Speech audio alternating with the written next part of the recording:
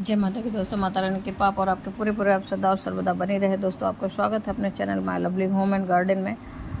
दोस्तों, आज की वीडियो में हम लोग जानेंगे गणेश चतुर्थी से जुड़ी हुई 4 पौराणिक कथाएं। मान्यता ऐसी है कि इस कोई भी व्रत हो या फिर चतुर्थी व्रत हो, व्रत करने के बाद सारे दिन का अगर व्रत रह रहे हैं आप, तो संध्या काल में कथा अवश्य ही सुनना चाहिए संध्या काल की पूजा के बाद। इसी प्रकार से हमारे हर व्रत और तीज त्यौहार के कुछ न कुछ लोक कथाएं होती हैं, कुछ न कुछ मान्यताएं होती हैं, जिसे हमें व्रत के बाद अवश्य सुनना चाहिए। यदि किसी कारणवश आप व्रत नहीं रह पा रहे हैं, आपको स्वास्थ्य सही नहीं है, फिर भी आपको विधि विधान से पूजन करना चाहिए और कथा अवश्य ही सुननी चाहिए। उससे भी आपको पूर्ण फल की प्राप्ति होती है। दोस्तों, तो चलिए हम लोग व्रत कथा शुरू करें। इसके पहले आपसे एक अनुरोध है कि इस वीडियो से कोई भी जानकारी अच्छी लगे तो लाइक करना ना भूलें, अपने फ्रेंड्स और फैमिली में शेयर करना भी ना भूलें। आप और ऐसे ही ज्ञानवर्धक और तीज त्यौहार से संबंधित जानकारी के लिए मेरे चैनल को सब्सक्राइब करें, बेल नोटिफिकेशन अवश्य ही दबाएं, जिससे आने वाली वीडियो की जानकारी आपको सर्वप्रथम मिल सके। दोस्तों, तो दोस्तों हम लोग जानते हैं इस व्रत से संबंधित कथा को। संकष्टी गणेश चतुर्थी व्रत करने से घर परिवार में आ रही विपदा दूर होती है, कई दिनों से रुके मांगलिक कार्य संपन्न होते हैं तथा भगवान श्री गणेश असीम सुखों की प्राप्ति कराते हैं। माह की किसी भी चतुर्थी के दिन भगवान श्री गणेश की पूजा के दौरान संकष्टी गणेश चतुर्थी व्रत की कथा अवश्य ही पढ़नी या सुननी चाहिए। दोस्तों, या फिर जैसे भी संभव हो अवश्य ही इसे आप सुने। इससे संबंधित 4 कथाएं जो हैं प्रचलित हैं ज़्यादातर। तो दोस्तों हम लोग जानते हैं कथा है। पहली कथा है दोस्तों, पौराणिक प्रचलित श्री गणेश कथा के अनुसार एक बार देवता कई विपदाओं से घिरे थे। तब वह मदद मांगने भगवान शिव के पास आए। उस समय शिव के साथ कार्तिकेय और गणेश जी भी बैठे थे। देवताओं की बात सुनकर शिव जी ने कार्तिकेय व गणेश जी से पूछा कि तुम में से कौन देवताओं के कष्टों का निवारण कर सकता है। तब कार्तिकेय व गणेश जी दोनों ने ही स्वयं को इस कार्य के लिए सक्षम बताया। इस पर भगवान शिव ने दोनों की परीक्षा लेने हेतु कहा कि तुम दोनों में से जो सबसे पहले पृथ्वी की परिक्रमा करके आएगा वही देवताओं की मदद करने जाएगा। भगवान शिव के मुख से यह वचन सुनते ही कार्तिकेय अपने वाहन मोर पर बैठकर पृथ्वी की परिक्रमा करने के लिए निकल गए।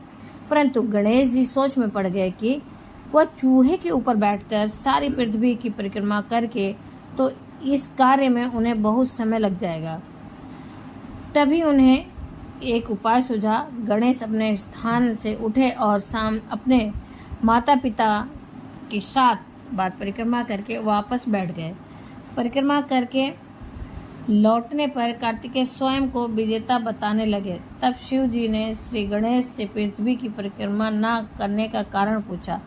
तब गणेश ने बताया, माता पिता के चरणों में ही समस्त लोक हैं।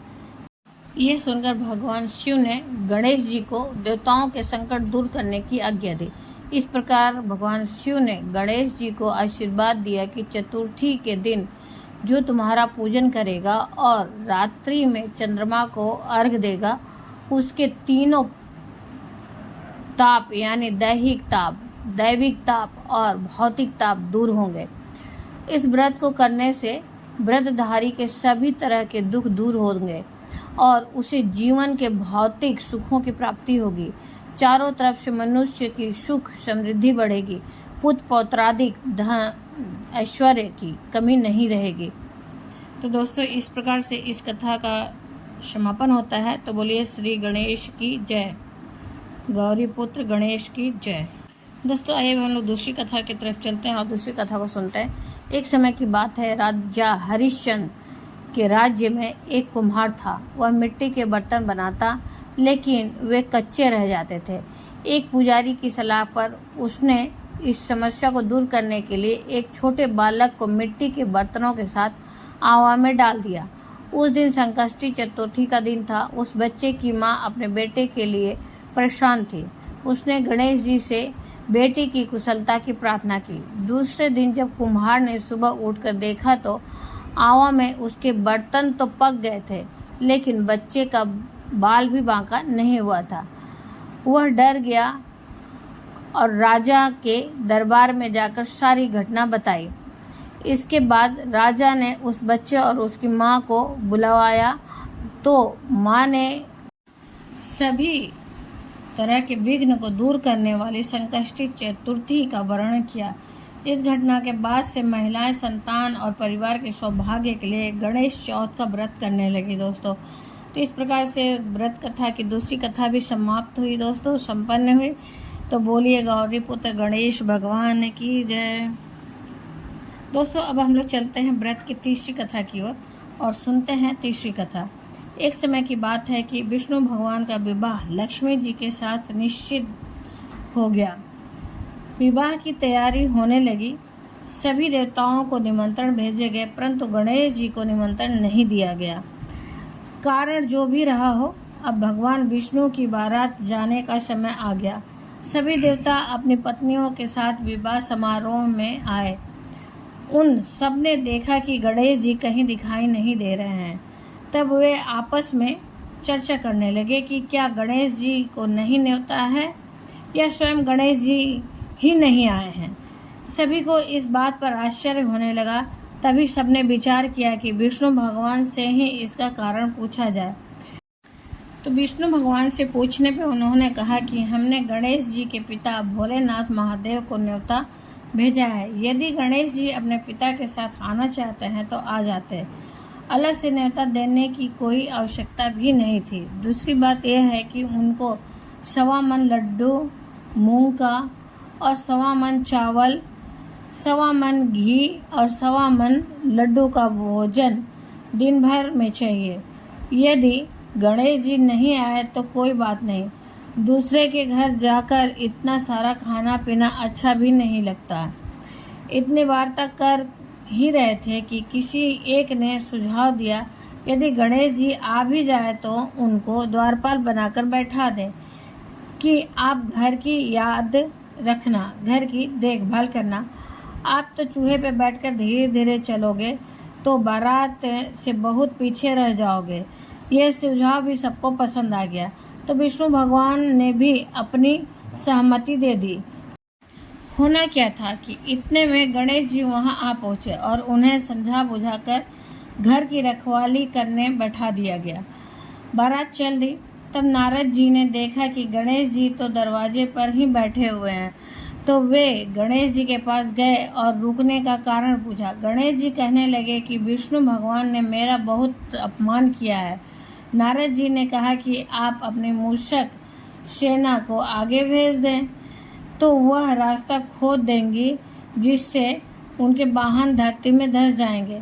तब उनको सम्मान पूर्वक बुलावा भेजना पड़ेगा। अब तो गणेश जी ने अपनी मूषक सेना जल्दी से आगे भेज दी और सेना ने जमीन पोली कर दी। तब बारात वहां से निकली तो रथों के पहिए धरती में धंस गए। लाख कोशिश करने के बावजूद भी नहीं निकले। सभी ने अपने अपने उपाय किए, परंतु पहिए तो नहीं निकले, बल्कि जगह जगह से टूट गए। किसी की समझ में ही नहीं आ रहा था कि अब क्या किया जाए। तब तो नारद जी ने कहा, आप लोगों ने गणेश जी का अपमान करके अच्छा नहीं किया। यदि उन्हें मनाकर लाया जाए तो आपका कार्य सिद्ध हो सकता है और यह संकट टल सकता है। शंकर भगवान ने अपने दूत नंदी को भेजा और गणेश जी को लेकर आने को कहा। गणेश जी का आदर सम्मान के साथ पूजन किया गया। तब कहीं रथ के पहिए निकले। अब रथ के पहिए निकल तो गए, परंतु वे टूट फूट गए तो उन्हें सुधारे कौन। पास के खेत में एक किसान काम कर रहा था। उसे बुलाया गया और अपना कार्य करने से पहले उसने, जो किसान था, गणेशाय नमः, श्री गणेशाय नमः कहकर गणेश जी की वंदना मन ही मन करने लगा। देखते देखते किसान ने सभी पहियों को ठीक कर दिया। तब खाती कहने लगा कि हे देवताओं, आपने सर्वप्रथम गणेश जी को नहीं मनाया होगा और न ही उनकी पूजा की होगी, इसलिए तो आपके साथ यह संकट आया। हम तो मूर्ख अज्ञानी है, फिर भी पहले गणेश जी को पूजते हैं, उनका ध्यान करते हैं।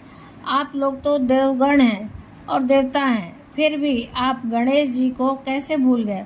अब आप लोग भगवान श्री गणेश जी की जय बोलकर जाएं तो आपके सब काम बन जाएंगे और कोई संकट भी नहीं आएगा। ऐसा कहते हुए बारात वहां से चल दी और विष्णु भगवान का लक्ष्मी जी के साथ विवाह संपन्न करा के सभी सकुशल घर लौट आए।